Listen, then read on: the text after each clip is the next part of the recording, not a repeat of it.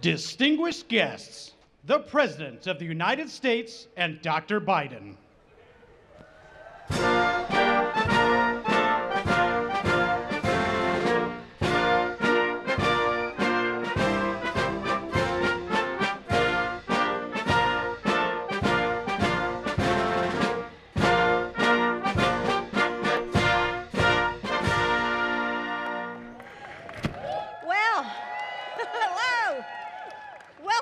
White House. It's so wonderful to see so many friends here.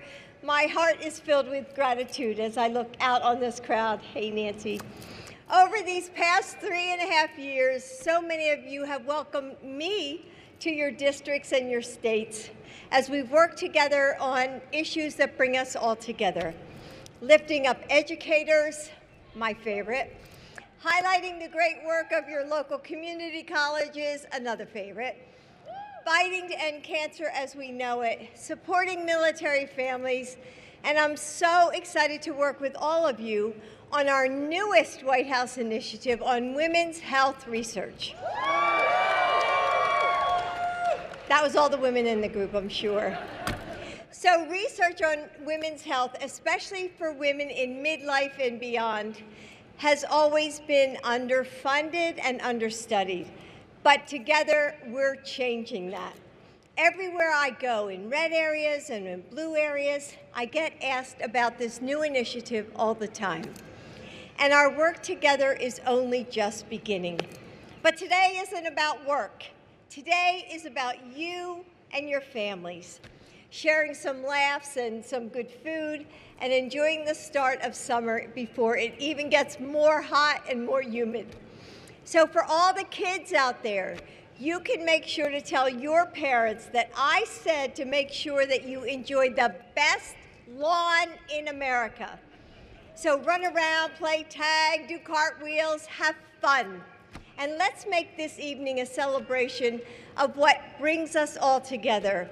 Family, friends, our love of country, and our belief in a better tomorrow. So now I get to introduce my husband, Senator from Delaware for 36 years, and now the President of the United States. Heck, you all know him, he's Joe. So here he is.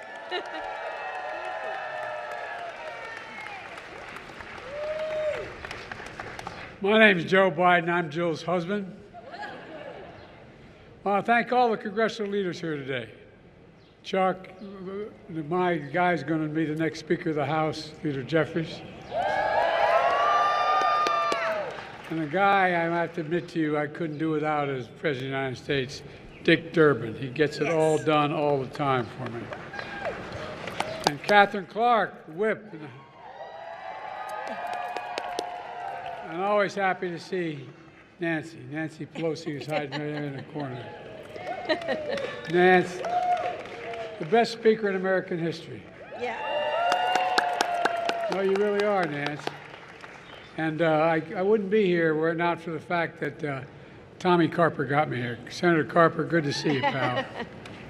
And so many other people. Look, all of them. Is Steny here? Where's Steny Hoyer? Steny Hoyer. I hear him in the back. He's drinking. He's over by the beer. Well, Steny Hoyer lives on the western shore of Delaware in Maryland. All the family members joining us, spent decades in the Senate, as Jill pointed out, hard to believe, 36 years in the Senate. But I tell you, I swear to God, I miss it. We had such camaraderie. We used to, back in those days, we all got along pretty well, even though we had real differences. And Jill and I know that sometimes it can be a lot. Look, thank all you for the sacrifice you make. This picnic is an important tradition. It goes back for a long, long way.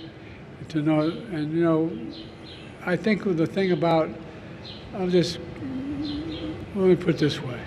I remember when I was vice president and things weren't going too well, and I realized there were a lot of senators that were coming in that I didn't know very well.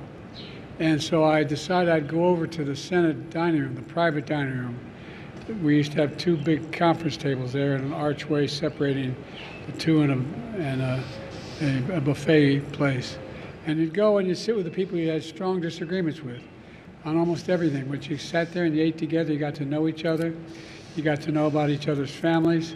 It's hard to dislike a woman or a man when you know they're having a problem with their son or their daughter, or one of them is sick, or it's just hard. You get to know people. And we didn't, and so I realized I didn't know that many people. So I went over as president of the Senate. I think I told you this before, Nance. Go over to the Senate dining room and to sit down and talk with all my old friends and get to know new ones. It turned out there's no dining room there anymore. The tables are gone. There's a dining room, a senator can take a guest in the larger dining room, but there's no private dining room. And I think one of the things that I've missed the most now, and I think I'd miss if I were still there, is the failure to get together as much as we used to. We used to travel together. We used to travel together as couples. We became good friends with the other party. As I said, it's hard to really dislike someone you know more about them, know about their families. And so, in my years of experience, taking time to make a better senator makes a better leader, taking the time to get to know one another. And that's what I hope to do a little bit today. Excuse me, I got a little bit of a sore throat. And there's a lot to be proud of today. And I'm going to end by saying, look, I know I'm accused of being a congenital optimist, but the truth of the matter is, with the grace of God and the goodwill of the neighbors and the creek not rising, we have a shot to make some real changes, Democrats and Republicans, for the better for the country. We're the most powerful nation in the world. The rest of the world looks to us, not a joke. I know every major world leader well. I've been doing this a long time. And they look to us, the United States, for leadership. Or ask yourself the rhetorical question, if it wasn't us, who would it be? And so there's a lot we can do. There's a lot we can do, and a lot we can look forward to. So, as my grandfather would say, with the grace of God, the goodwill of the neighbors, and the creek not rising, we're on to better days. So thank you, thank you, thank you for being here. I want to say that. Are you going to go that way? You go that way, I'll go this way? She's going that way, I'm going this way. You're out of luck.